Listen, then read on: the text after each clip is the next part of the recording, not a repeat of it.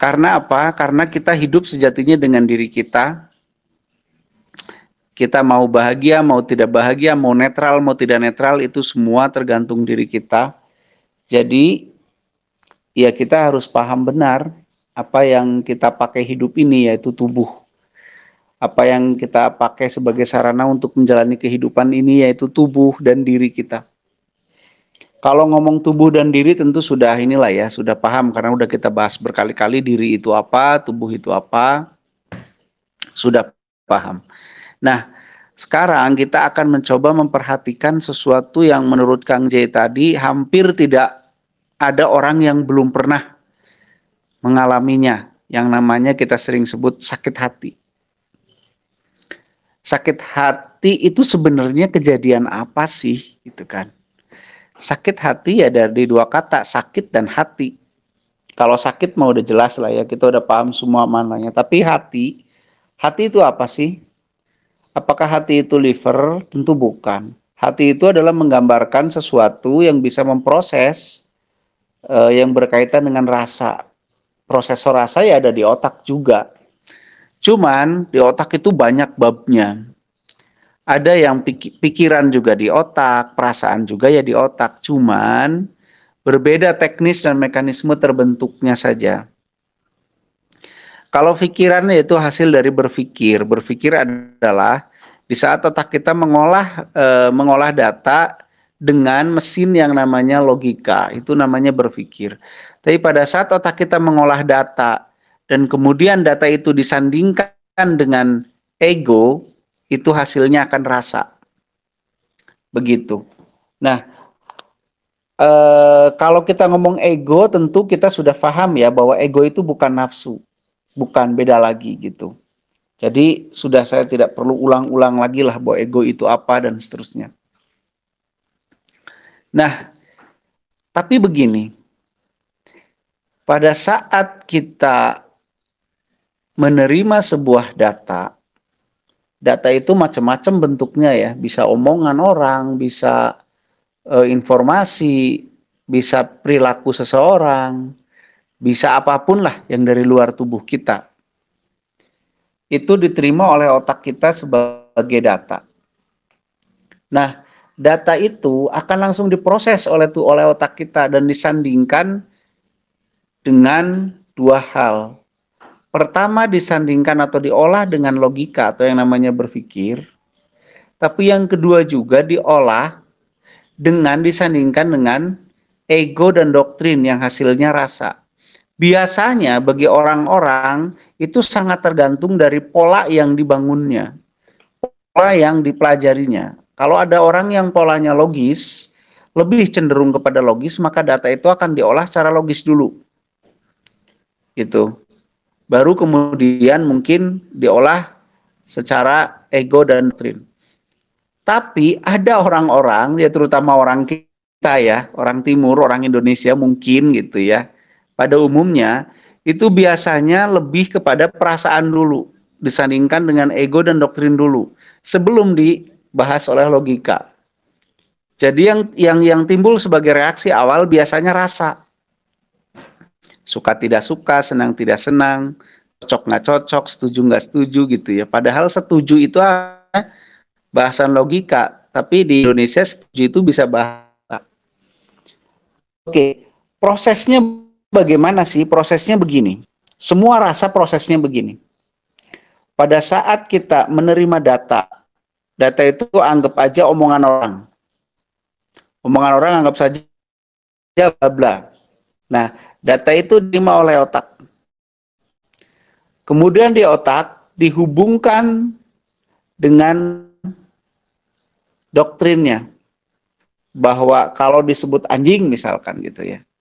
Disebut anjing secara doktrin bahwa kita sedang dihina. Secara doktrin. Kemudian kata anjing yang dihubungkan dengan bahwa itu diartikan sebagai penghinaan, dihubungkan dengan ego. Ego yang punya tugas pokok mempertahankan hidup, menganggap hinaan itu adalah mengancam atau mengganggu hidup yang ada di tubuh. Jadi ditangkapnya sebagai ancaman lah. Maka karena ditangkap sebagai ancaman, otomatis ego mengeluarkan sebuah perintah dalam bentuk kecenderungan. Kecenderungannya apa? Ya, pertama pasti tidak suka. Yang kedua melawan biasanya. Reaksinya melawan. Nah, kalau berani melawan, orang biasanya reaksinya marah. Kalau berani melawan, konfrontasi. Tapi pada saat alam bawah sadarnya mengatakan bahwa saya tidak berani melawan, entah itu alasannya apapun ketidakberaniannya, maka dia akan sakit hati. Gitu ya, biasanya begitu, biasanya loh ya.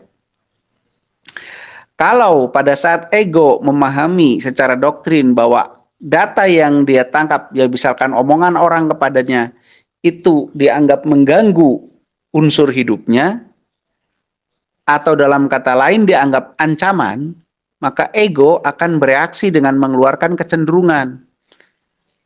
Bentuknya rasa.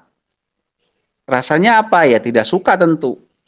Pada saat sudah timbul kecenderungan itu, dan dia menganggap punya kemampuan untuk membela diri, anggap saja begitu, untuk melakukan bela diri, maka dia akan konfrontasi, dia akan melawan. Nggak sakit hati, tapi dia melawan kalau dia menganggap dia punya kemampuan. Tapi pada saat dia tidak punya kemampuan, biasanya akan cenderung ditahan rasa itu. Nah, inilah yang menyebabkan atau yang sering kita sebut sebagai sakit hati. Jadi, orang yang mengalami sakit hati sebenarnya adalah orang yang merasa terancam, tapi dia merasa tidak punya kemampuan untuk melawannya, atau untuk membalasnya, atau untuk membela diri.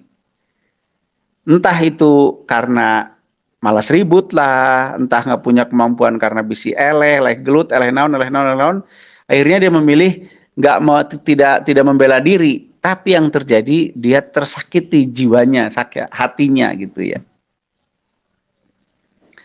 Nah, itu proses sakit hati. Itu seperti itu. Jadi kalau orang merasa terancam tapi dia berani melawan, dia merasa punya cukup kemampuan, biasanya nggak sakit hati. Tapi bentuknya konfrontasi, marahlah, apalah, gelutlah. Dia nggak sakit hati. Tapi kalau nggak berani melawan, baru biasanya timbul sakit hati.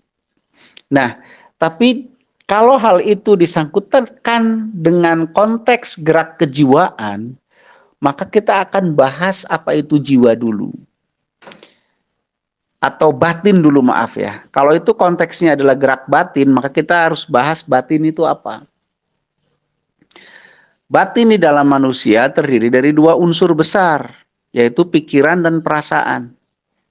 Jadi yang disebut batin adalah sesuatu yang terdiri dari dua unsur besar ini, yaitu pikiran dan perasaan. Orang yang pikirannya sedang kacau, biasanya langsung mempengaruhi perasaannya juga kacau. Makanya disebut kebatinannya sedang tidak baik. Kan gitu ya. Oh, si itu mah kebatinannya sedang tidak baik. Kenapa? Geriut gitu. Kerloba masalah. Kan gitu ya. Atau ini mumpung kebatinannya lagi bagus nih si itu. Kenapa? Baru dapat gajian. Kan gitu. Jadi batin itu adalah pikiran dan perasaan. Pikiran dan perasaan itu secara otomatis itu saling mempengaruhi satu dan yang lain. Seperti tadi, pada saat dia mendapat data berupa kata anjing misalkan dari orang yang dia nggak kenal gitu, pikirannya langsung menerka. Tapi karena dia juga punya perasaan, perasaannya pun bekerja.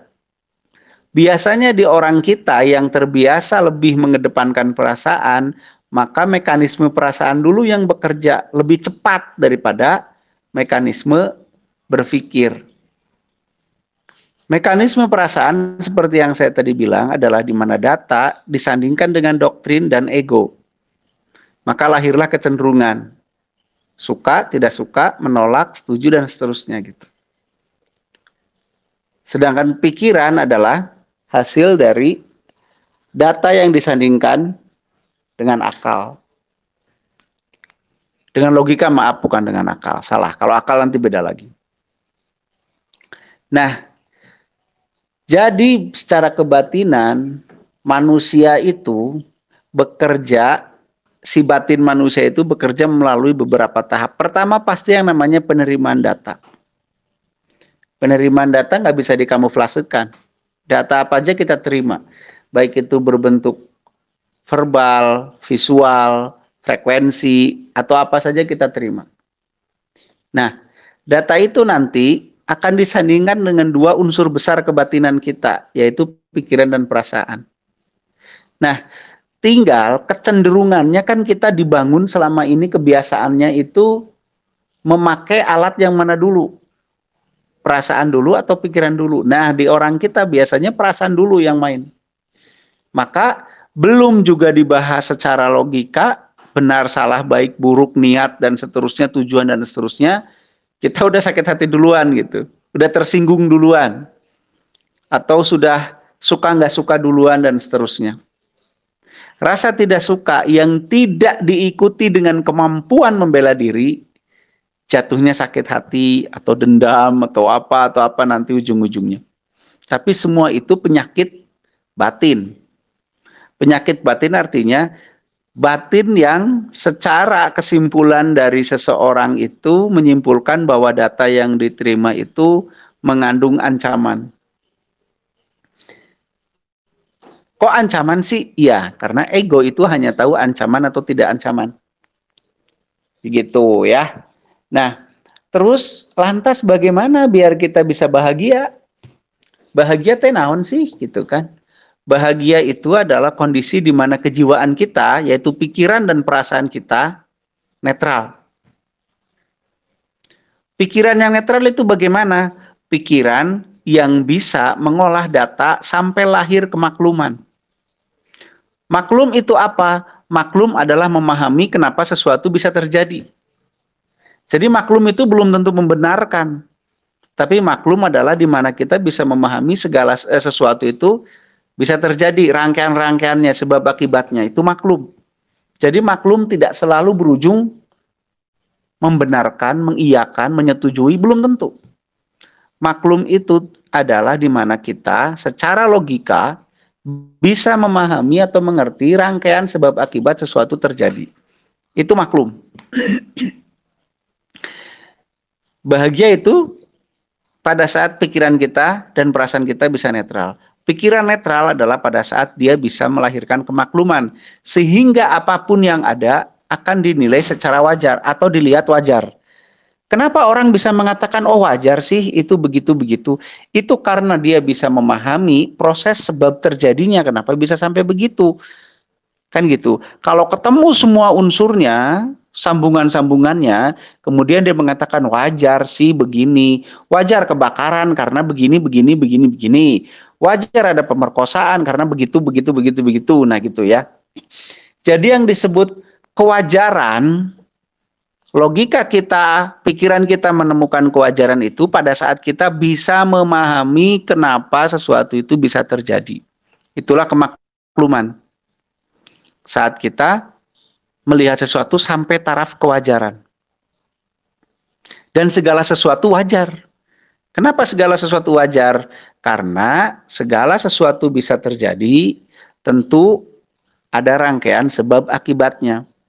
Kenapa kadang-kadang kita melihat sesuatu itu ganjil, atau tidak wajar, atau luar biasa, atau amazing, atau mukjizat, atau ajaib, dan yang lain-lain?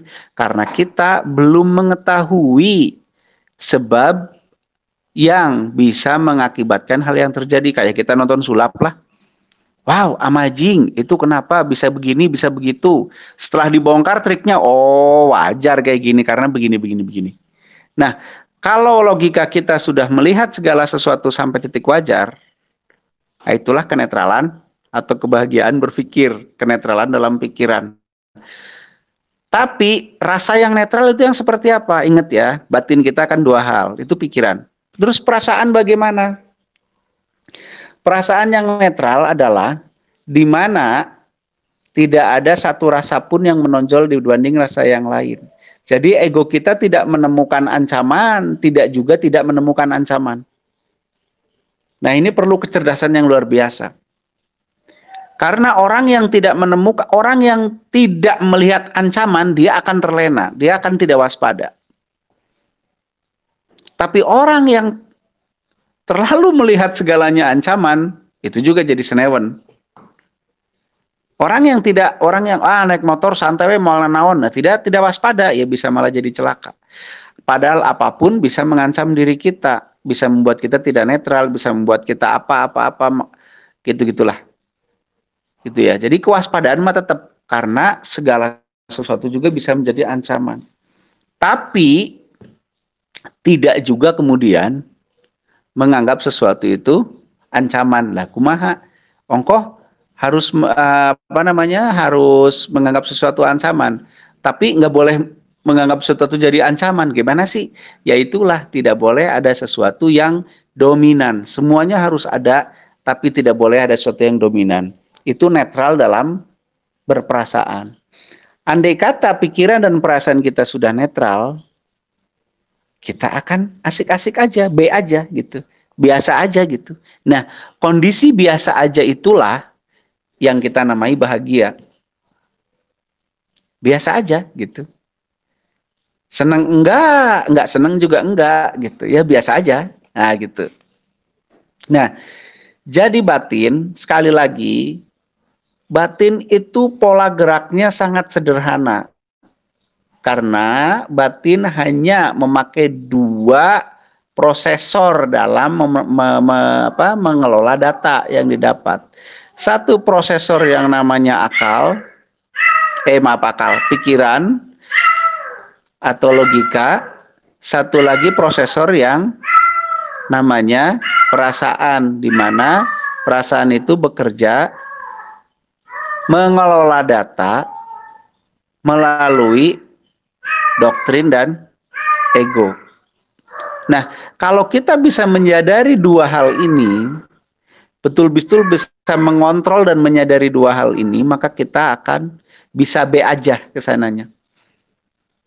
Nggak akan sakit hati kayaknya gitu ya. Kayaknya ini mah kayaknya. Karena saya juga belum bisa gitu.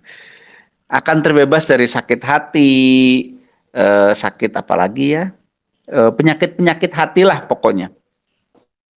Jadi biar kita bisa sembuh dari penyakit hati, kita harus betul-betul mewaspadai 2 unsur kebatinan kita ini. Kalau bisa saran saya, pada saat kita menerima data, masuk data, misalkan dikatain orang, hei kamu goblok misalkan gitu ya. Dikatain orang begitu, gitu. Cerna dulu dengan logika. Jangan dulu dengan ego. Dengan logika aja dulu. Wah, orang goblok gitu, gitu orang goblok. Benar gitu saya ini goblok, gitu kan ya. Atau tanya dulu, Mang, ngomong gobloknya ke siapanya? Ke saya apa? Ke siapa? Iya, ke kamu. Kenapa Mang ngomong saya goblok? Datanya apa? Tanya aja dulu tuh. Gitu. Ya karena kamu tuh gini. Oh iya sih, kaharti sih gitu kan. Nah kalau kita bisa memahami orang itu ngomong goblok ke kita, itu biasanya rasa juga mengikuti, tidak terlalu terpengaruh. Nah, setelah kita memahami kenapa orang ngomong goblok dan segala macamnya, gitu kan ya. Biasanya yang saya alami, ego itu tidak serta-merta menganggap itu ancaman besar kalau kita sudah memahami.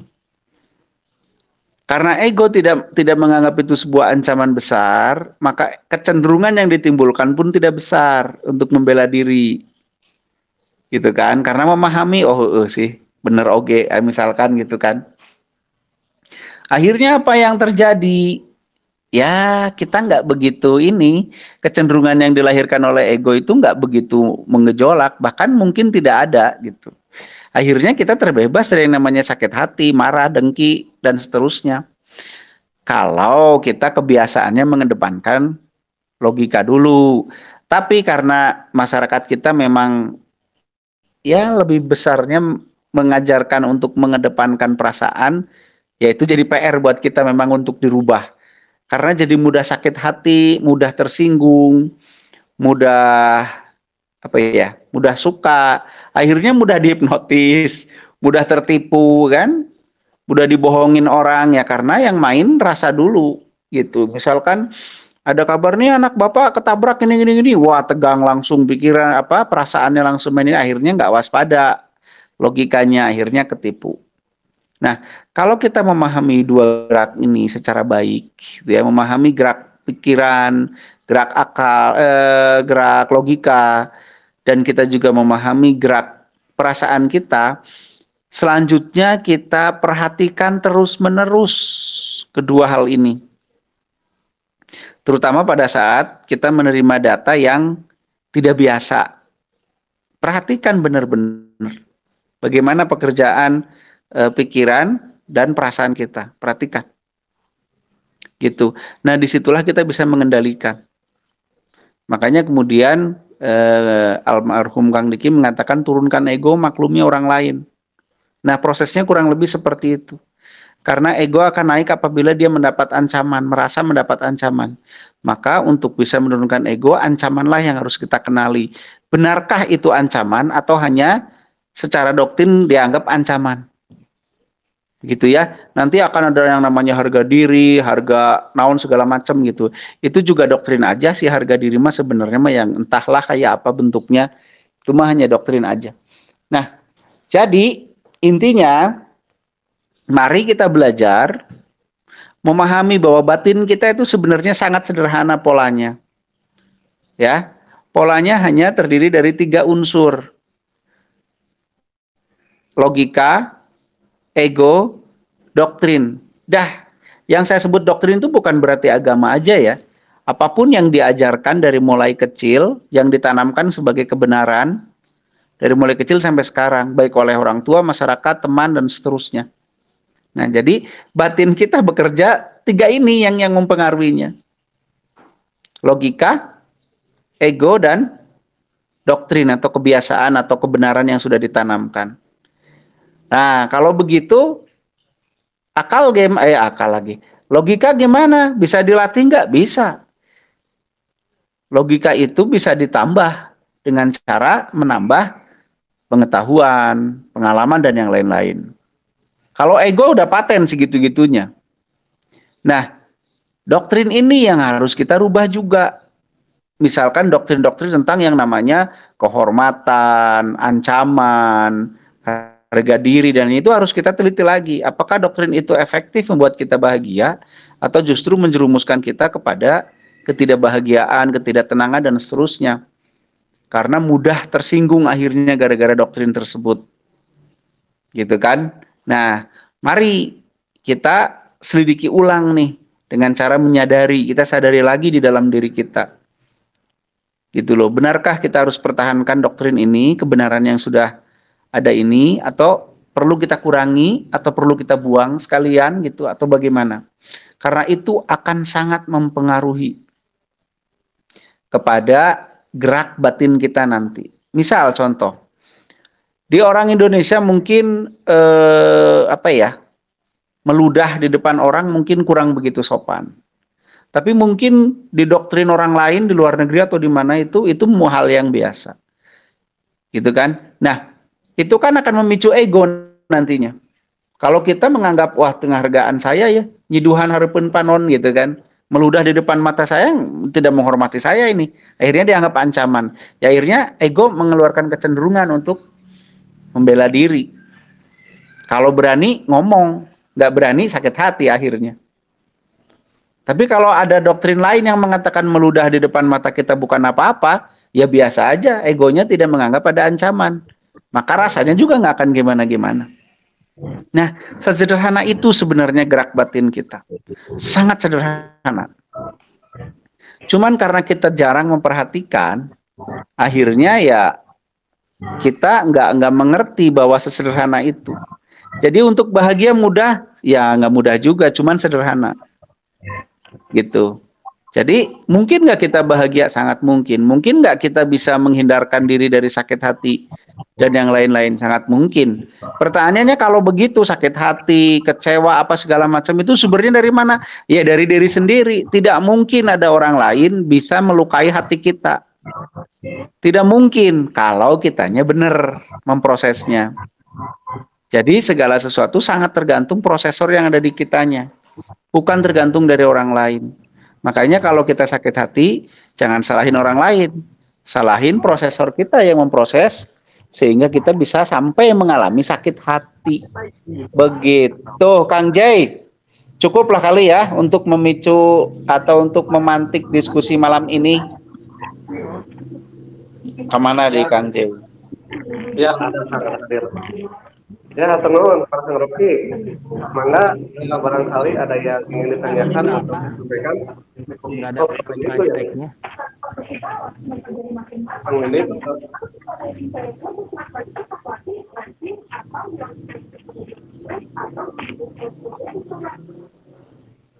Sok, mangga yang mau menambahkan atau apa, berpendapat atau mau apa aja terserah, mau nyanyi juga boleh. Kang, dari saya, Kang. Oh, Sony. Ya, Kang. Asa kenal, Son. Oh, Cager. Kang. Alhamdulillah sehat, Kang. Syukur atuh. Kumaha, Son? Ya, saya ingin sedikit mengomentari kejadian akhir-akhir ini gitu kan, yang Kumaha tentang tah? bela Palestina. Ya, yang tentang bela Kumaha tah? Palestina. Apakah itu juga karena ketidakmampuan kita dalam mengolah apa ya, yang mengolah data gitunya, Kang. Jadi padahal mah perangnya di mana, tapi kita di sini kayak seolah-olah merasa tersakiti juga gitu, Kang. Dan Terus?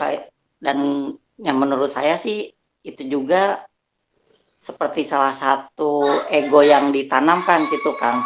Yang menurut saya gitu. Ya. Jadi ya gitu. Padahal kan ya kita juga kalau kita gitu kan mau mengolah secara logika, mau ya sedikit berpikir lebih keras, kok kenapa ada sebuah negara yang diserang gitu? Apakah itu hanya propaganda atau hanya apa gitu? Apakah ada ya istilahnya mah ada udang di balik batu gitu Kang? Ya. Paham. Ya gitu. Jadi sih, Kang, kalau menurut. Nah. Oh gitu. Ya. Oke. Turun nuhun, Kang Sony. Ya, oke ya, masalah itu tentu kalau saya sih lebih apa ya? Oke, kita punya data yang data itu kan kebanyakan dari ini ya, dari media sosial ya, data itu ya.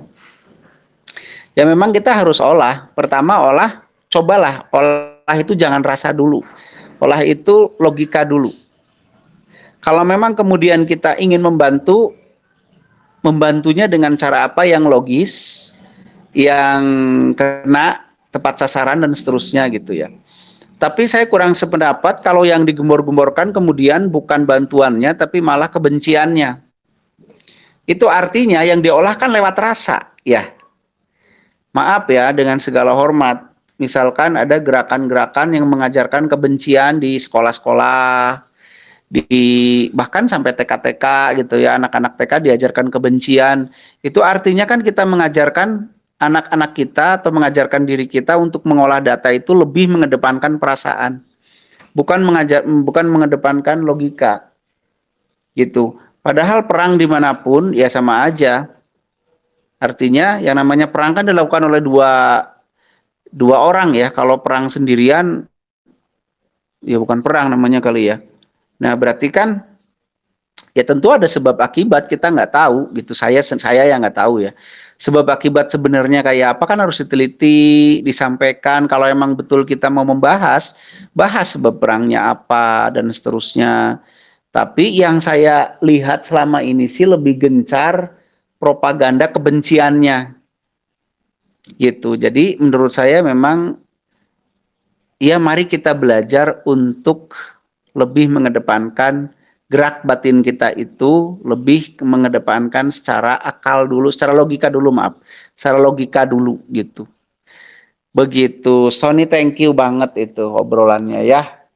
Sungguh menarik hati. Nuhun. Oh iya Kang, ya. Boleh sedikit nambahin? Iya sok. Ya, sama ini juga Kang, saya sempat baca, bukan ya lihat juga gitu di Instagram, sampai MUI itu memboikot produk-produk yang berhubungan dengan Itu katanya Israel hoax gitu loh, Kang. Son. Ya kalau, nah saya juga nggak tahu sih Kang benar atau enggaknya ya. Heeh, Tapi jadi kumahanya, kumaha. kasihan kalau memang itu benar gitu Kang.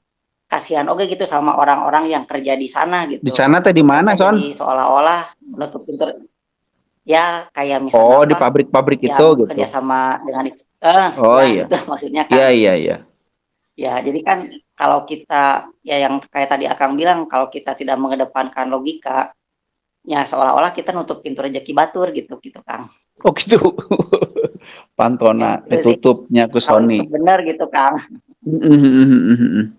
Iya, iya, iya. Ya karena logika lah yang membuat kita bisa bertindak lebih tepat, lebih terukur kan begitu ya. Gitu.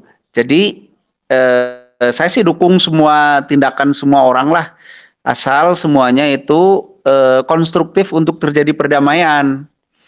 Gitu. Yang saya tidak dukung itu pada saat kita mengajarkan dan menularkan kebencian kepada siapapun itulah. Nanti kan akan menciptakan perang baru kebencian itu suatu hari nanti. Karena perang itu terjadi karena kebencian itu kan. Kalau kita menularkan kebencian berdasarkan peperangan, ya kita berarti mempersiapkan peperangan-peperangan selain selanjutnya gitu di generasi-generasi selanjutnya.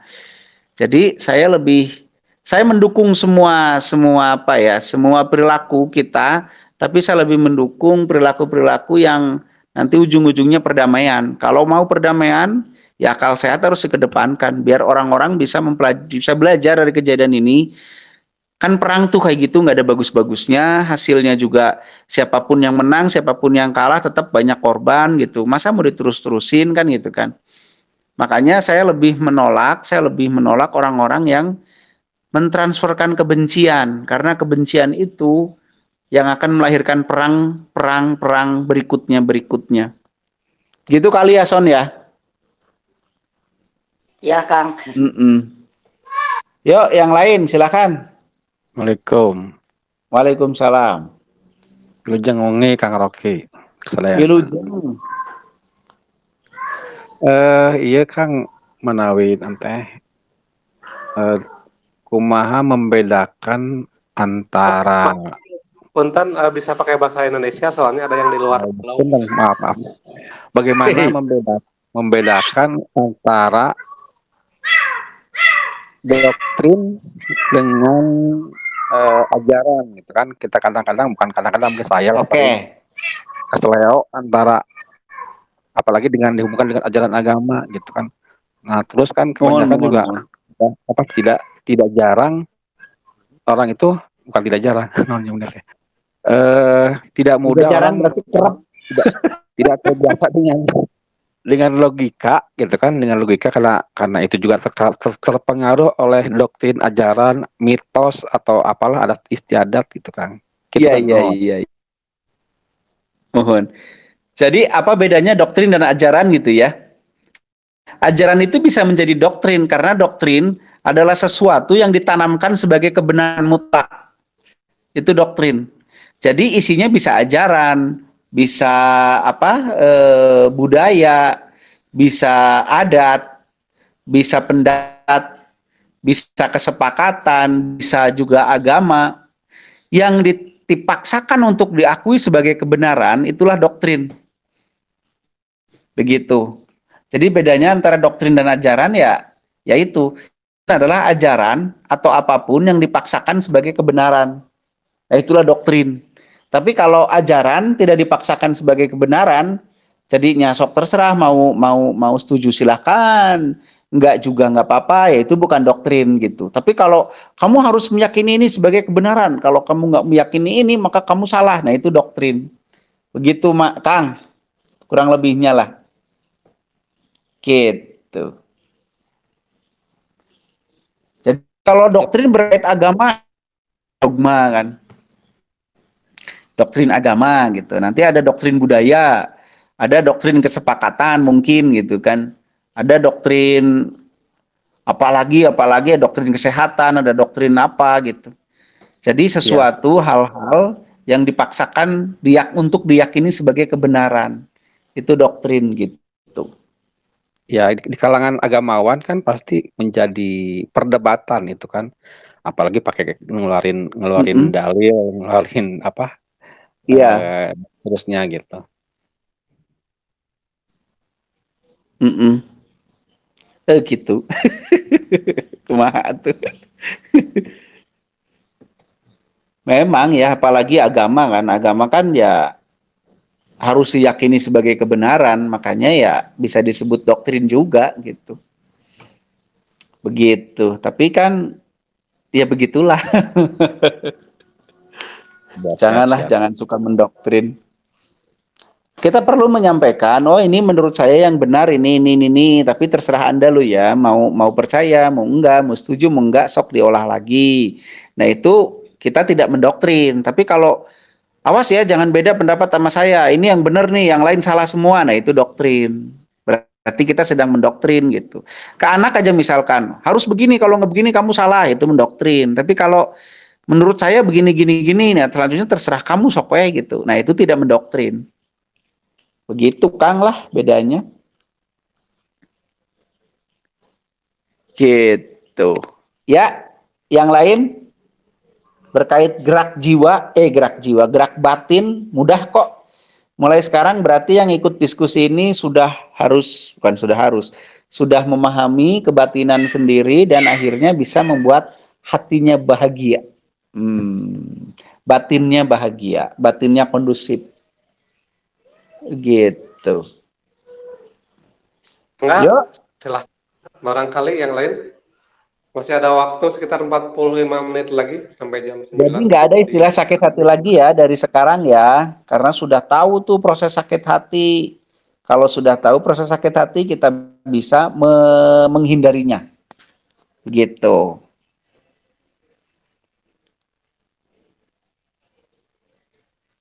Ayo, mangga, silahkan.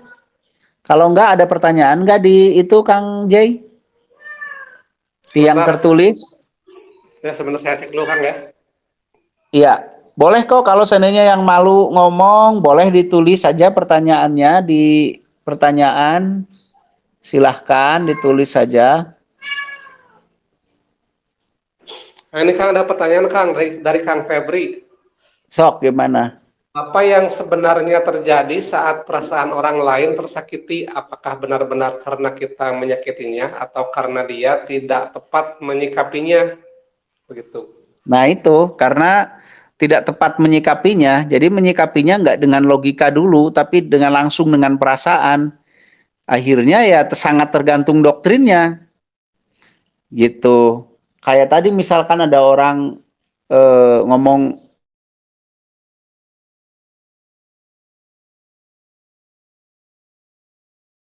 Suaranya Kang, hilang Kang. Mic-nya. iya, hilang. Ya itu jawabannya bukan karena orang lain menyakiti kita, tapi karena kita yang tidak tepat memprosesnya. Gitu. Jadi nggak ada orang lain bisa menyakiti orang lain tuh nggak ada.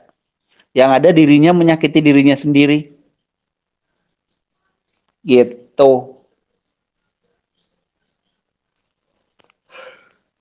Ada lagi? Yang tertulisnya udah belum ada lagi Kang. Segitu. Belum ada lagi? Sok atau siapa yang mau berpendapat? Oh, silahkan. Silahkan. Ada kesempatan. Kita bahas masalah batin. Yang suka sakit batin, luka batin, encok batin, silahkan. Badai berpendapat, Kang. Mangga. Pengalaman melihat atau pengalaman pribadi, orang yang sakit hati itu karena pertama dia, misalkan dia tuh merasa kasep gitu kan. Ketika ada yang mencela jelek, pasti dia akan tersinggung gitu kan. Tapi kalau orangnya emang dia tuh jelek tuh dikatain jelek, atau orangnya hitam dikatain hitam ya emang hidung gitu kan gitu. Karena kenyataan. Tapi ketika dia merasa dia sempurna, merasa wah dan seterusnya, dikatain sebaliknya pasti ya sakit hati. Eta mungkin Kang anu sok sok ciri hati atau gitu kan. Sok ciri hati gitunya. Ya itu balik lagi kan ya. Karena batin kita hanya berisi dua hal, pikiran dan perasaan. Tapi ditambah lagi yang namanya doktrin, apa yang diyakini sebagai kebenaran gitu. Kayak tadi kayak kata Akang, kalau saya meyakini saya pangganteng nasa alam dunia atau paling ganteng, pada saat orang bilang saya jelek, dianggap ancaman buat saya gitu. Gitu. Tapi kalau saya tidak meyakini saya ganteng, saya meyakini biasa aja, pada saat orang ngomong kamu biasa aja, emang biasa aja. Jadi nggak dianggap sebuah ancaman. Jadi doktrin ini juga sangat menentukan akhirnya gitu. Apa-apa yang diyakini sebagai kebenaran itu sangat menentukan kepada pola gerak batin kita gitu. Makanya waspada aja dengan apa yang sudah kita yakini. Kalau kita merasa paling tahu segalanya, ya kita akan mudah tersinggung memang. Gitu, akan mudah akan mudah merasa dihina, akan mudah merasa direndahkan, akan mudah merasa dilawan karena kita sudah merasa paling tahu gitu. Tapi kalau kita merasa nggak tahu apa-apa, beda pendapat ya biasa aja, gitu. Jadi hati-hati banget tuh karena ego mah sudah nggak bisa diapa-apain lagi ego mah. Ego mah sudah standar lah, gitu. Cara kerjanya standar. Yang memicu ego naik tinggi atau tidak kan keberadaan ancaman. Kalau ancamannya gede, ego akan gede. Ancamannya dianggap kecil, ya ego akan kecil gitu. Nah makanya dari mana ancaman itu didapat? Ya dari doktrin biasanya. Secara doktrin ini ancaman bukan gitu. Nah itu Kang bener banget itu. Jadi saya nggak akan meyakini saya paling ganteng lah. Biar nggak mudah sakit hati.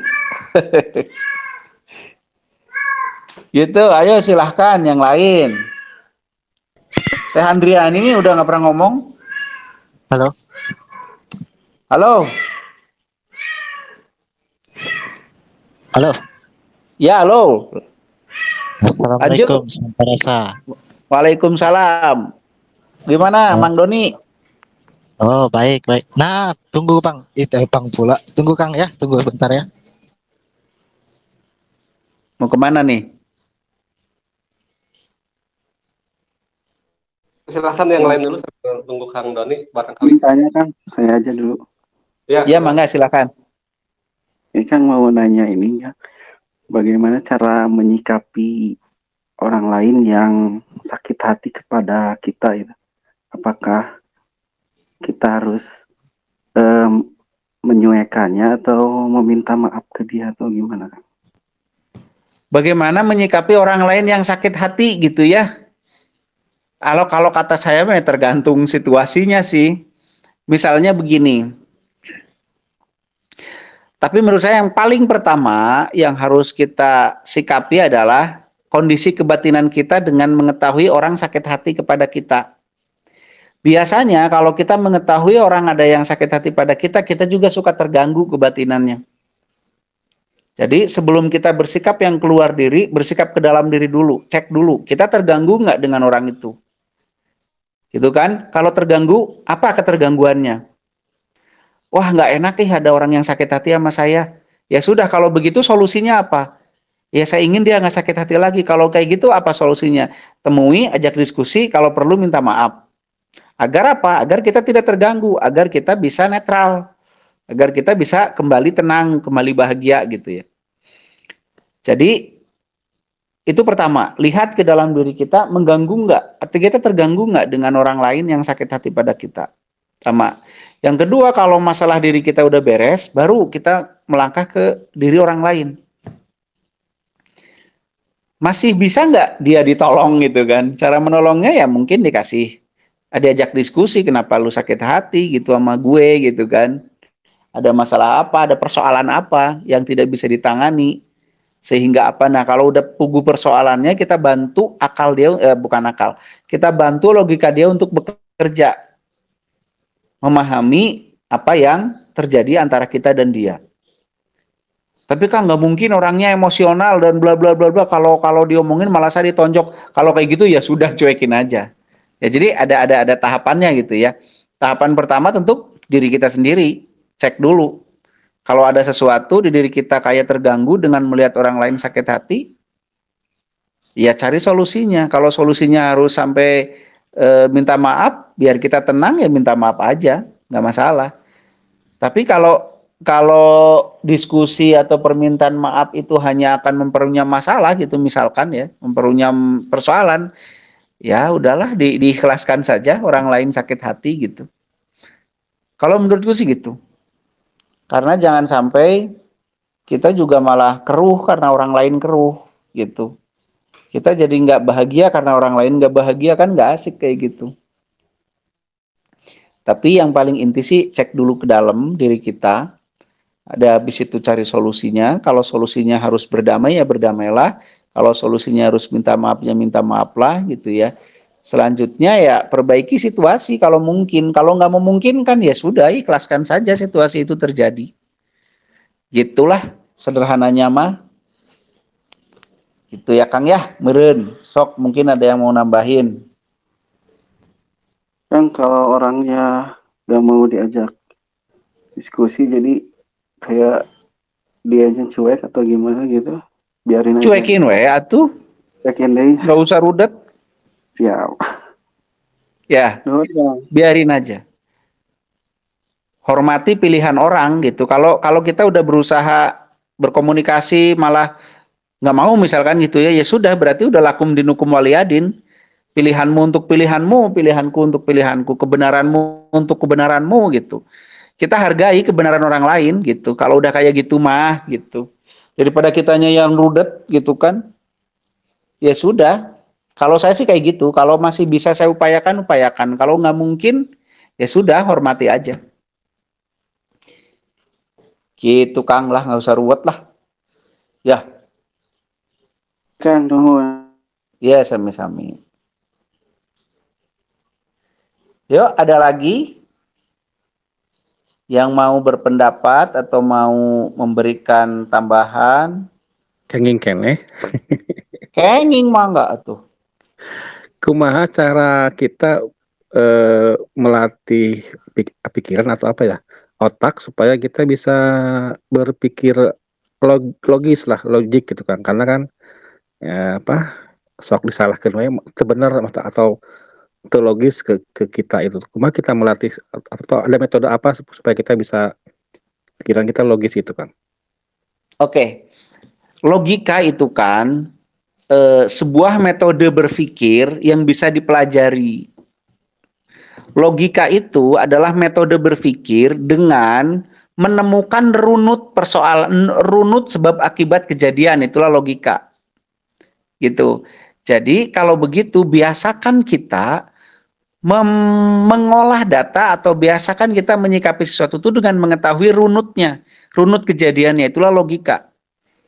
Makanya kan sesuatu yang dianggap nggak logis itu yang nggak diketahui sebab akibatnya. Misalkan kayak apa ya, orang berubah menjadi besi, nggak logis, kenapa, gimana urut-urutan kejadiannya bisa begitu, nah gitu kan. Tapi selama sesuatu itu bisa dijelaskan urut-urutan kejadiannya, maka itu dianggap logis.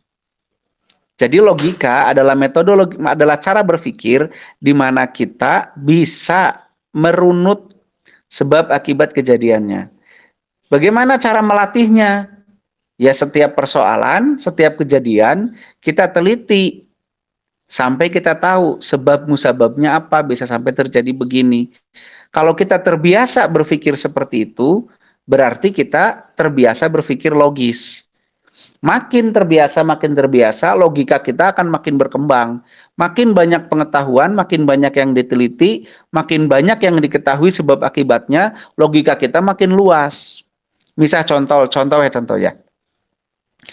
Bagi orang yang tidak mengetahui tentang magnet, gitu kan, tidak punya pengetahuan tentang magnet, sebab musabab kenapa magnet bisa menempelkan besi, bisa menarik besi dan seterusnya, itu akan dianggap ajaib. Ada besi kok bisa ya nempelin besi tanpa dipegang gitu kan, tanpa lem gitu kan.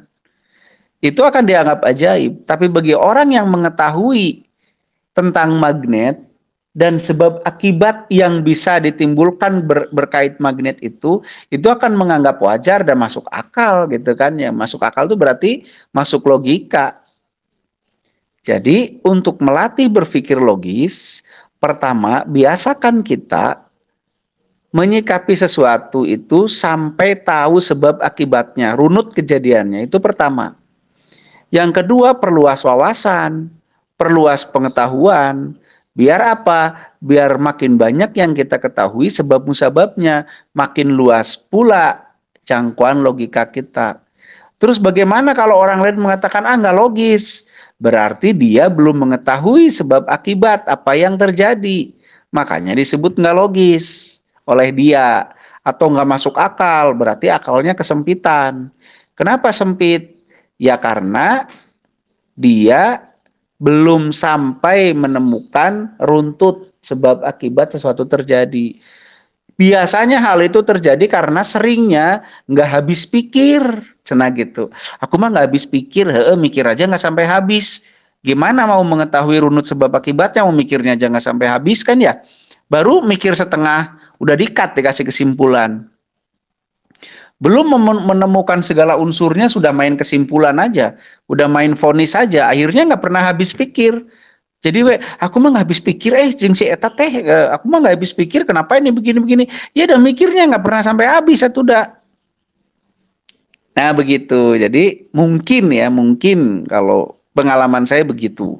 Pertama, saya didik diri saya untuk terbiasa menemukan runut sebab akibat sesuatu itu terjadi. Yang kedua, saya terus menambah wawasan, menambah pengetahuan, menambah informasi dan yang lain-lain lah. Agar apa? Agar semakin banyak runut sebab akibat yang bisa saya pahami. Akhirnya logika saya makin luas. Begitu Kang, mungkin Kang. Di masyarakat kan suka dipertentangkan tuh Kang antara logika dan perasaan. Atau suka disebut laki-laki mah dominan di logika, perempuan dominan di perasaan. Kita kumaha teh Kang? Abadal mah henteu oge-nya. Laki kalau panu nyeri hate pannya.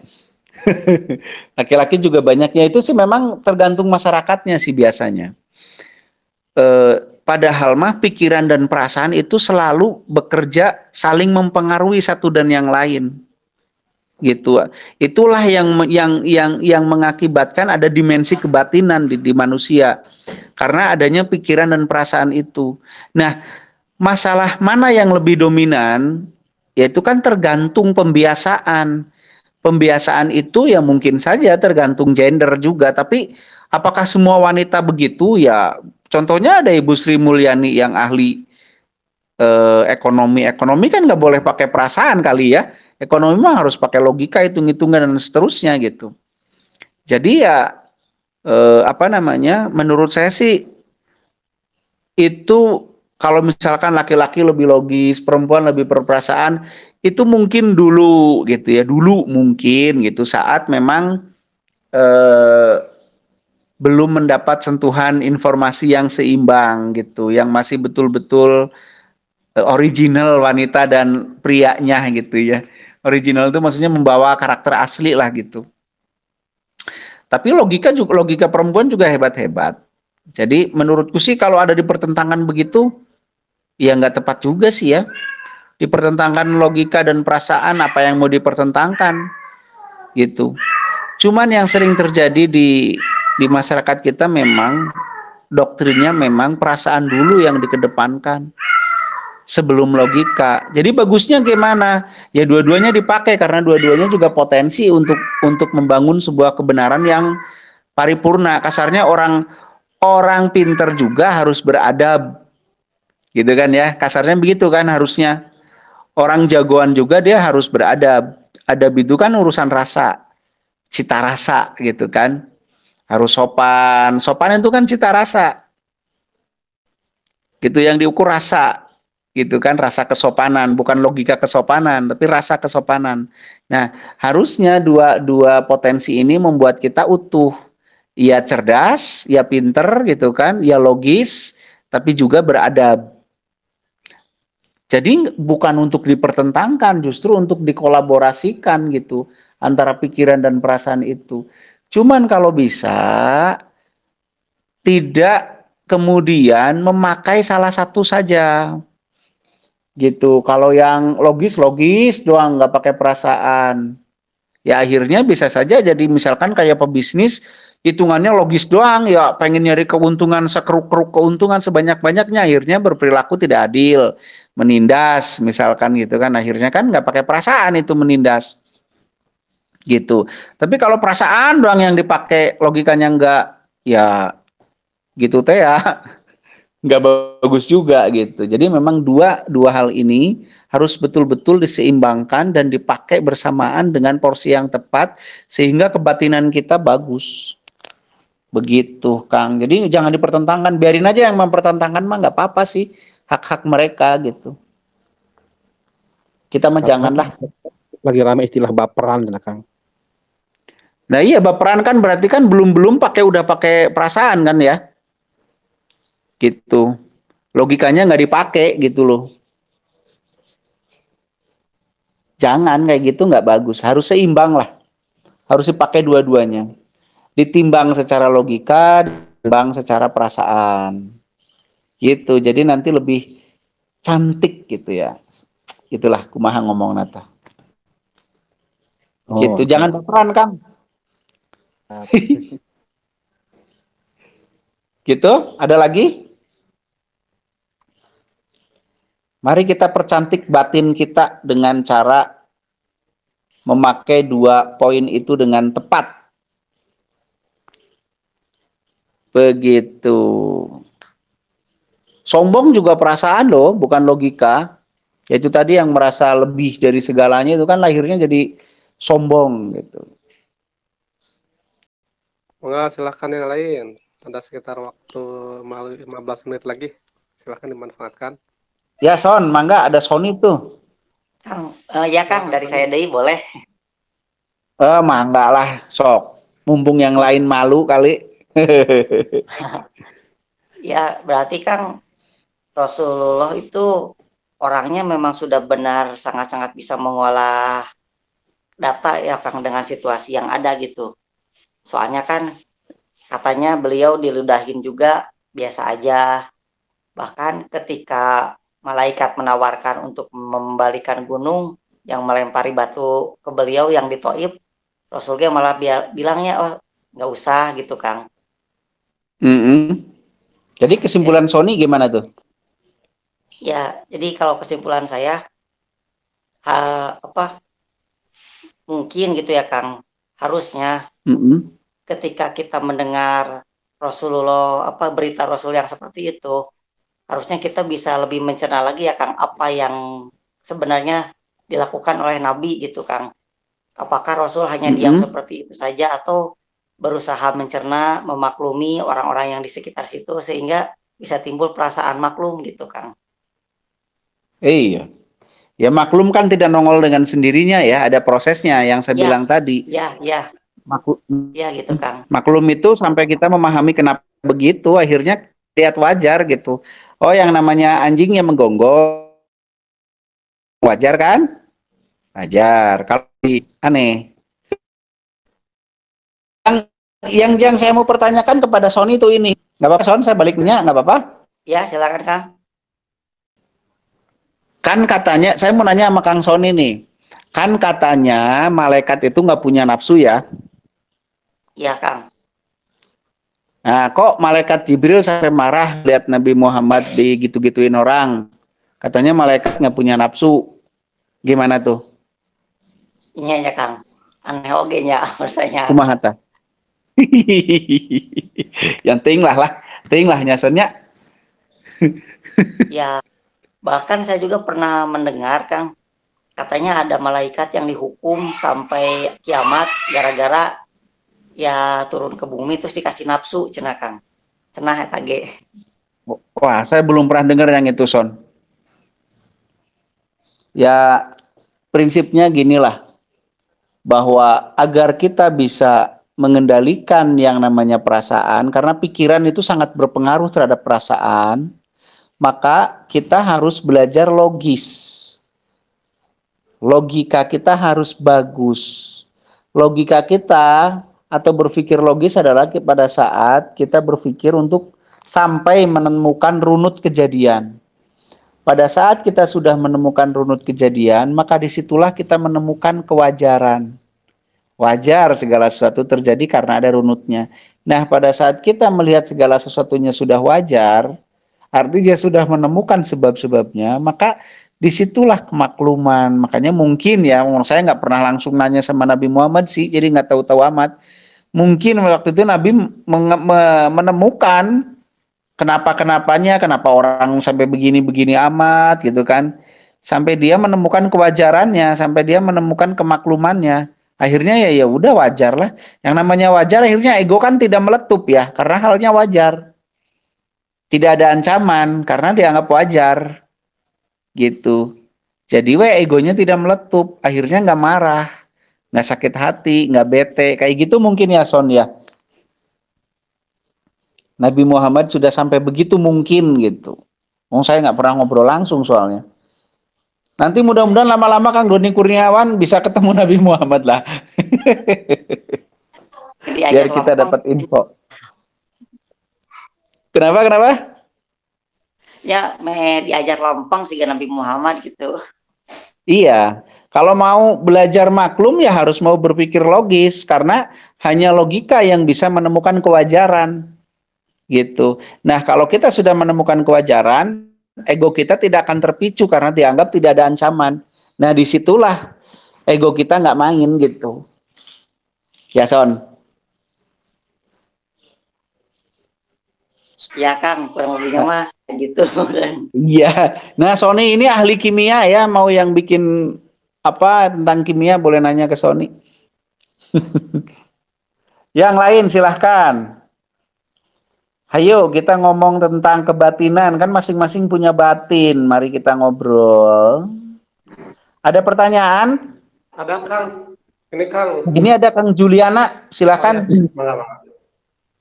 Sampurasun Kang. Rampes Mang.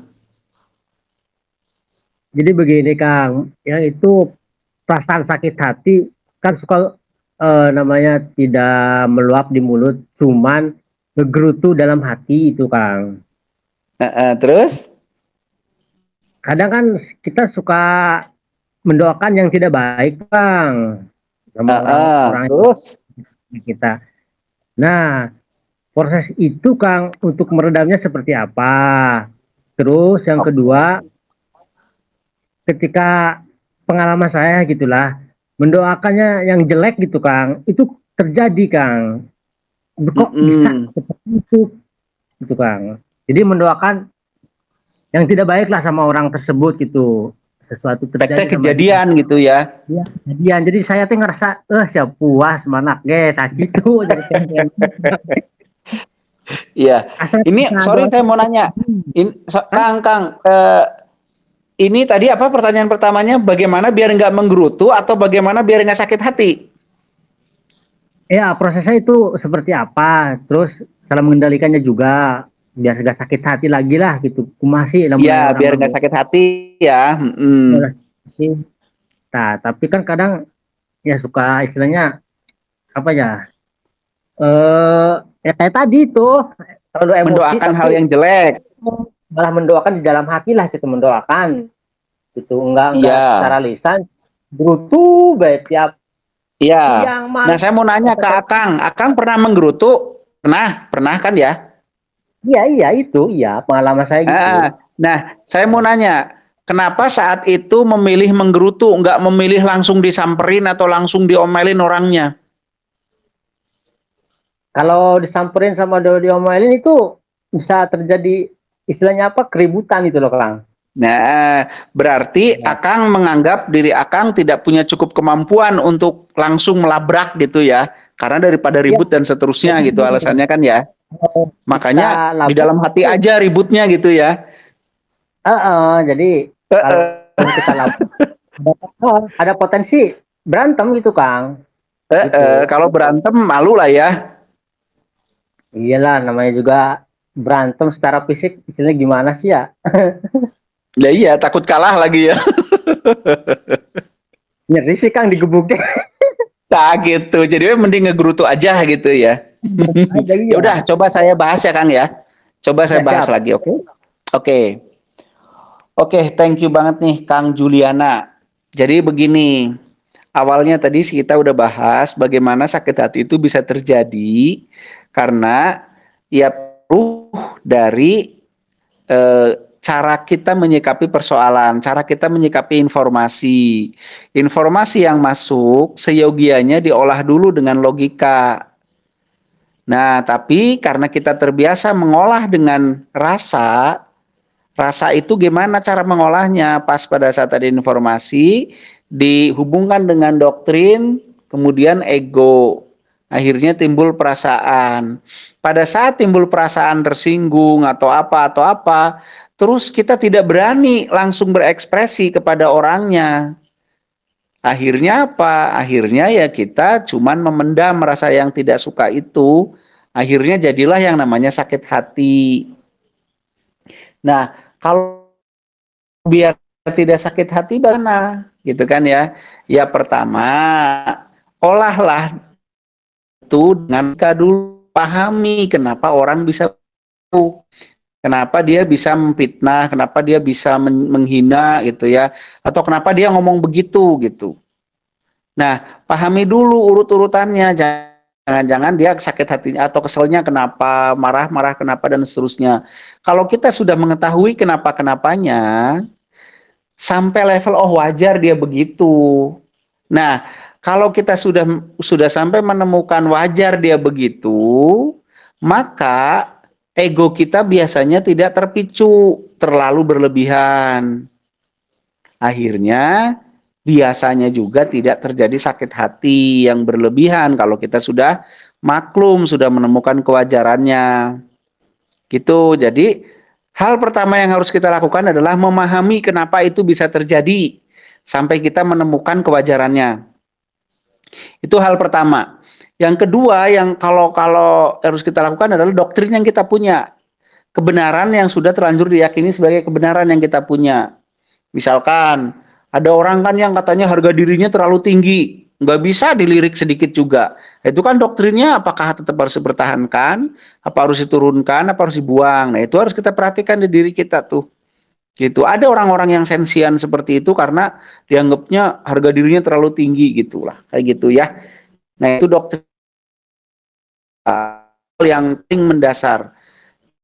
Kita biasakan berpikir secara logis, temukan kewajaran dari setiap kejadian, gitu kan. Yang kedua, perhatikan doktrin yang kita punya. Mari kita buang yang tidak perlu atau yang membuat kita akan mudah tersinggung dan seterusnya.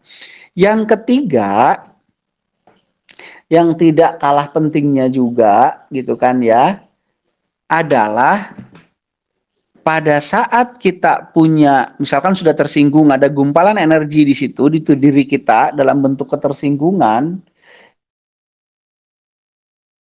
itu kita betul-betul bisa mengampuni diri kita. Atau yang kalau bahasa orang kerennya adalah berdamai dengan kenyataan. Ya sudahlah, gitu kan ya. Kita ampuni, kita netralkan kembali. Gitu kan, caranya bagaimana? Kalau saya biasanya, ya saya satukan diri saya dengan alam sekitar. Dibuat netral lah, kasarnya mah begitu. Nah 3 cara itu tuh yang mungkin bisa dicoba. Terus bagaimana kok doa buruk bisa terjadi? Ya bisa saja, karena kan intinya sesuatu terjadi karena terkumpulnya, tercukupinya unsurnya. Jadi pada saat kita mendoakan orang lain keburukan dan unsurnya tercukupi untuk terjadi keburukan itu ya terjadi saja. Gitu. Masa ada Allah mengabulkan doa buruk? Ya ada proses terkabul doa mah ada tercukupi unsurnya, asal tercukupi unsurnya terjadi. Mau baik mau buruk juga. Nah begitu mungkin biar nggak menggerutu bagaimana? Ya kalau bisa, yaitu tadi 3 hal tadi. Pola pikirnya, logika dulu. Yang kedua doktrinnya diperiksa. Yang ketiga dinetralkan saja. Begitu. Cara menetralkannya bagaimana? Ya kalau perlu minta maaf.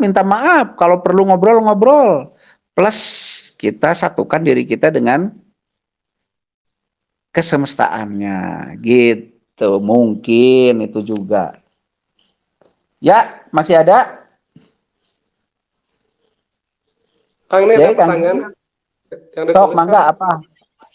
Dari Kang Wahyu Widiatama. Kang, kenapa ketika saya dihadapkan dengan suatu persoalan, tiba-tiba dengan spontan bisa menyelesaikan persoalan Tapi ketika persoalannya sudah selesai, diri ini bertanya-tanya, saya dapat kata-kata untuk bisa menyelesaikan sebuah persoalan itu dari mana? Gitu. Ya, begini ya. Manusia itu punya akal. Akal itu menurut saya ya. Akal itu gabungan dari logika, terus kemudian perasaan yang tadi, dan intuisi. Ya, intuisi ini kalau intuisi ini yang ditangkap adalah frekuensi yang ditangkap. Nah dari situ tuh biasanya kita dapat tuh jawaban-jawaban atau mungkin solusi-solusi gitu ya dari intuisi itu, dan itu normal. Itu bukan kehebatan, itu bukan keluar biasaan, itu kenormalan manusia karena dia memang punya akal. Akal itu salah satu unsurnya adalah intuisi. Jadi pada saat kita misalkan ada persoalan, tiba-tiba ada ide, oh gini, nah itu intuisi gitu. Dan itu bagus, berarti kalau udah begitu, berarti udah rada-rada normal jadi manusia gitu. Gitu. Itu ditangkap dari frekuensi mana saja ya, frekuensi mana saja yang ada di alam semesta ini. Gitu kan? Yang berhubungan dengan persoalan-persoalan yang sedang kita hadapi. Dan itu alami dan wajar gitu. Jadi nggak istimewa gitu, biasa aja. Jadi maksud saya ngomong begini tuh begini. Biasa aja karena semua orang juga sebenarnya mengalami hal itu. Tapi ada yang diiyahin, ada yang ditolak oleh dirinya sendiri. Begitu kan? Karena ada orang yang berpikir, mana mungkin saya tahu, saya kan nggak pernah belajar tentang ini. Nah gitu. Tapi sebenarnya semua orang mengalami itu. Gitu. Masalah sering tidaknya ya tergantung orangnya, tapi semua orang pernah mengalami itu. Karena semua orang pun berpotensi dan bahkan pernah mengalami itu, jadi itu ya wajar-wajar aja sebenarnya. Jadi hal wajar gitu. Karena kita manusia. Begitu. Informasi itu bisa datang dari dimensi mana saja di alam semesta ini, karena kan semua tervibrasi. Mana yang ditangkap oleh kita berkait kebutuhannya, dan mana yang kemudian bisa dibaca oleh otak kita. Nah itulah yang kemudian kita manai sebagai ide, sebagai ilham atau apalah gitu. Begitu Kang Jai mungkin. Ya siap Kang, ini hampir jam 9, apa mau closing? Ada lagi nggak pertanyaan yang ditulis? Udah habis Kang? Habis? Yang mau ngomong masih ada lagi yang dari ini grup obrolan ada lagi? Ya deh, boleh ya. Sok, mangga. Terakhir ya. Gimana Teh? Yang namanya turunkan ego, maklumin orang lain. Ada lagi kata-kata mutiara itu, memaklumin bukan berarti diam dan pasrah. Bukan berarti diam dan pasrah ini yang dimaksud dengan kita mempelajarin sebab akibat itu ya Kang ya. Mungkin iya, tapi pasrah juga mau saya ulas tuh. Karena pasrah itu berbeda maknanya dengan yang umum pahami. Ya, pasrah kan siap gitu berarti. Iya, pasrah kan siap. Jadi ya memang di dalam proses memaklumi itu ada proses menemukan runut kejadian sampai kita menemukan kewajaran. Nah itu maksudnya mungkin bukan diam tuh mencari itunya kali runut kejadiannya ya Teh ya. Ya bisa jadi ke situ ya Kang ya. Jadi saya perhatiin itu kata-katanya ini maksudnya apa ya gitu. Dan setiap ada peristiwa saya selalu mencari ini runut sebab akibatnya, itu selalu di-cut gitu loh. Sudahlah, nggak usah ini. Padahal ya istilahnya kita mau pakai logika, ini masuk nggak ya, nggak usah pakai perasaan gitu kan. Iya. Ya seperti misalnya contohnya gitu kan, saya sebenarnya nggak sakit hati sama Kang Doni, saya hanya sakit kepala. Itu kucingnya lagi birahi itu kan. Iya, itu pengen kawin mulu tuh nyebelin. Ini udah anteng. contohnya, saya sama Kang Doni Kurniawani sebenarnya tidak sakit hati. Saya hanya sakit kepala. Jangan sakit kepala lah, nanti bodrek laris. Ya, jadi seperti itu yang saya aplikasikan di kehidupan sehari-hari untuk memaklumi itu. Saya selalu cari runut sebab akibatnya. Runut sebab akibat, iya betul. Itu kata-kata Mutiara Mendiang ya? Iya. Iya, begitu lah prosesnya. Sebenarnya memang semua harus digali kembali ya. Semua harus digali kembali, dan ternyata pada saat digali ya tidak sesederhana itu gitu. Tidak sesederhana bikin sablonan lah. Ya, karena masih ada dikat gitu kan, itu artinya kan masih ada doktrin, dogma, dan plus. Iya, betul sekali itu. Siap. Ya, jadi ada kebenaran yang masih diikatkan, nggak boleh langgar gitu kan ya, seolah-olah gitu ya. Ya. Jadi memang berkait gerak batin ini, kalau kita ngomong batin, yaitu isinya adalah pikiran dan perasaan kita. Itulah dimensi kebatinan kita. Begitu ya. Nah, karena batinan kita isinya adalah pikiran dan perasaan, mestinya itu didaya gunakan dalam porsi yang tepat, sehingga kebatinan kita bisa tetap bagus dan stabil. Nah, pendaya gunaannya bagaimana? Karena pikiran dan perasaan itu saling mempengaruhi, lebih baik menurut saran saya adalah gunakan dulu logika kita untuk menemukan apa? Untuk menemukan runut kejadian dari persoalan yang kita hadapi, sehingga kita menemukan satu kondisi di mana oh wajar ini terjadi karena begini. Nah, kegunaannya apa menemukan kewajaran itu? Ternyata ini sangat ngefek kepada yang namanya ego. Karena kalau kita sudah bisa menemukan kewajaran, maka ego tidak menganggap ada sesuatu yang bersifat ancaman, yang berlebihan. Akhirnya ego kita juga tidak melakukan tindakan dengan melahirkan kecenderungan untuk membela diri yang berlebihan. Nah, akhirnya apa? Akhirnya kayak sakit hati, amarah, kebencian, dan yang lain-lain mungkin akan jauh lebih bisa diredam daripada kita tidak menemukan sesuatu yang namanya kewajaran. Akhirnya apa? Itulah cara kita untuk terus menjaga batin kita untuk tetap dalam kondisi yang stabil dan bagus. Begitu. Nah, berkait Kang Diki almarhum memang pernah mengeluarkan statement bahwa turunkan ego, maklumi orang lain. Begini, saya coba akan mentakwil ya, mentafsir gitu, bahwa ego bekerja bergaris lurus atau sebanding lurus dengan ancaman yang ditemukan. Semakin tinggi ancaman yang ditemukan, semakin tinggi ego akan bersikap atau merespon.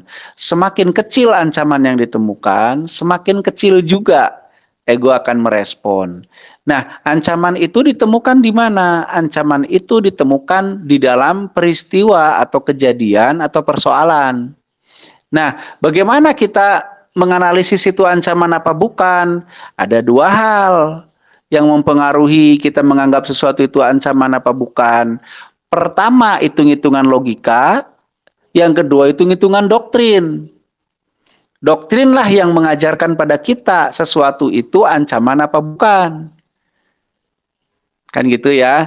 Kalau begitu, logika dan doktrin kita juga harus kita perbaiki. Tapi ada hal lain yang namanya tadi runut-runut kejadian. Kalau kita sudah memahami sesuatu sampai dengan menemukan titik wajar, akhirnya kita maklum, biasanya kita menemukan di sana ancamannya segimana secara objektif. Kalau ancamannya ternyata kecil, ya ego kita pasti merespon sesuai gitu dengan ancamannya. Nah, dari situ kita bisa menurunkan ego, bukan egonya dikurangi, tapi respon ego terhadap sesuatu itu yang bisa kita kurangi.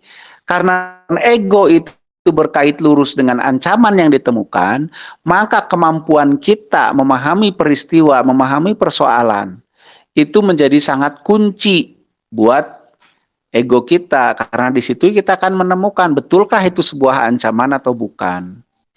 Makanya berkaitlah antara turunkan ego dan maklumi orang lain. Pada saat kita sudah mampu memaklumi dengan cara menemukan runutnya, maka ancaman betul-betul bisa dipahami secara tepat. Makanya ego pun nanti akan bertindak secukupnya secara tepat. Itu penjelasannya menurut saya. Yang kedua tadi adalah bahwa yang namanya maklum itu bukan berarti berdiam diri. Betul, maklum itu bukan berarti berdiam diri, bukan berarti membenarkan, bukan berarti mengiyakan, bukan berarti setuju, gitu kan. Maklum itu adalah proses kita memahami sesuatu sampai kita menemukan runut kejadiannya, yang akhirnya ujung-ujungnya kita akan mengatakan, oh wajar ini terjadi karena runut kejadiannya begini. Jadi nggak bisa kita ngomong maklum kalau kita belum mengetahui dan memahami sesuatu itu kenapa terjadi. Begitu. Jadi untuk maklum syaratnya adalah mengetahui dan memahami proses kenapa sesuatu itu terjadi. Nah, itu semua adalah sarana atau cara yang bisa saya pahami untuk mengelola kebatinan kita supaya tetap bisa berada di kondisi yang optimal, supaya kita terhindar dari stres, terhindar dari penyakit-penyakit masalah batin, terhindar dari penderitaan, terhindar dari kesengsaraan, terhindar dari ketidakbahagiaan. Itu kunci-kuncinya. Sederhana sebenarnya, tapi perlu kita perhatikan detil setiap detik kondisi pikiran dan perasaan kita atau yang kita sebut kebatinan kita. Mungkin begitu aja Kang J bahasan hari ini. Mohon maaf kalau ada kalimat yang tidak berkenan. Terima kasih atas partisipasinya. Kita diskusi lagi hari Sabtu. Silahkan usulkan bahasannya. Kalau saya punya pengetahuannya akan saya bahas. Hatur nuhun sekali deui. Sampurasun kasadayana. Rampes.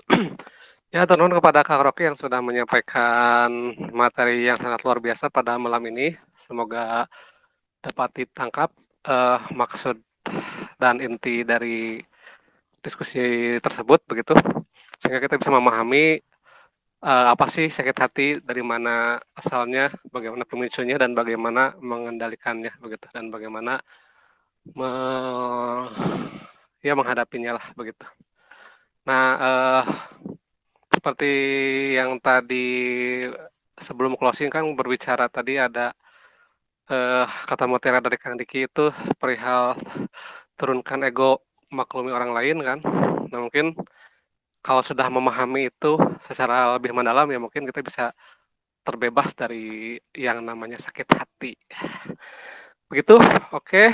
Sampai ketemu di diskusi selanjutnya di hari Sabtu. Silahkan tadi seperti yang Kang Rocky sampaikan, kalau ada yang ingin diajukan, materi yang ingin dibahas, silahkan ditulis ya di kolom pertanyaan dan saran ya. Enggak, silahkan, selamat istirahat. Kita tutup dulu diskusi malam ini. Sekian, sampurasun, assalamualaikum warahmatullahi wabarakatuh.